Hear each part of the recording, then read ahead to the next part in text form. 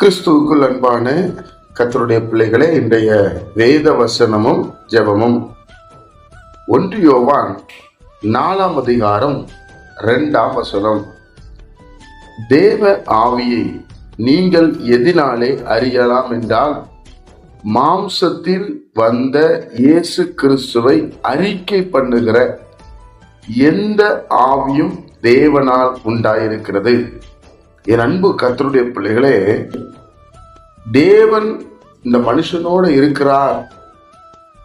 இந்த உலகத்தை உண்டாக்கின சர்வ வல்லமை உள்ள ஆண்டவர் இந்த மனிதனோடு இருக்கிறார் என்பதற்கு ஒரு அடையாளத்தை ஆண்டவராக இயேசு கிறிஸ்துவோடு இருந்த யோவான் பரிசுத்த ஆவியில் எழுதுகிறார்.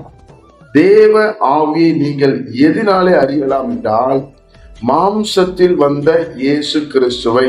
தேவனுடைய பிள்ளைகளே, இன்றைக்கு இந்த இயேசுவை பலர் பல விதமா சொல்றாங்க. ஆனா தேவனுடைய பிள்ளைகளாகிய நாம அவர்தான் ரட்சகர் என்று வாயில அறிக்கை பண்ணணுமா?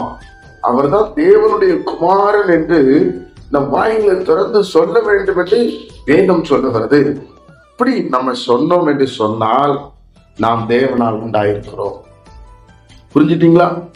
நீங்க தேவனுடைய பிள்ளைகள் என்றால் மாம்சத்தில் வந்த இயேசு கிறிஸ்துவை நாம் அறிக்கை பண்ண வேண்டும்.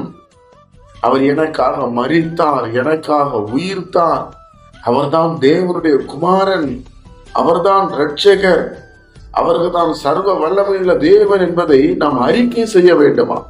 அப்படி அறிக்கை செய்யும் போதுதான் ரட்சிப்பு வரும், விடுதலை வரும், சமாதானம் வரும், மேன்மை வரும், நித்திய ஜீவன் வரும் என்று வேத புஸ்தகம் சொல்லுகிறது. அப்ப கர்த்தருடைய பிள்ளைகளாகிய நாம இயேசுவை வாயினாலே அறிக்கை செய்யணும். இயேசு கிறிஸ்துவை தினந்தோறும் வாயினாலே அறிக்கை பண்ணணும். இயேசுதான் என் ராஜா, இயேசுதான் என் ரட்சகர் என்று சொல்லி நாம் அறிக்கை பண்ணும்போது தேவனால் உண்டாயிருக்கிறோம். தேவனுடைய பிள்ளைகளை அறிக்கை செய்வோமா? சும்மா மௌனமா இருப்பது அல்ல, தேவனை வாய் திறந்து துதிக்கணும், இயேசுவை மகிமைப்படுத்தணும், இயேசுவை உயர்த்தணும், இயேசு கிறிஸ்துவை மேன்மைப்படுத்த வேண்டும். அதைத்தான் வேதம் சொல்லுகிறது. அதை செய்யும் போது நாம் ஆசீர்வதிக்கப்பட்டவர்களாக இருப்போம். ஜெபிப்போமா? பரிசுத்த பிதாவே, உம்முடைய குமாரன் இயேசு கிறிஸ்துவின் நாமத்துல வருகிறோப்பா. நீ நல்லவரும் நன்மை செய்கிறவருமாய் இருக்கிறேன்.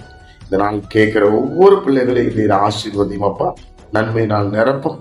நாங்கள் விசுவாசிக்கிறோம், இயேசு கிறிஸ்து தான் தேவனுடைய குமாரன் என்பதை விசுவாசிக்கிறோம்.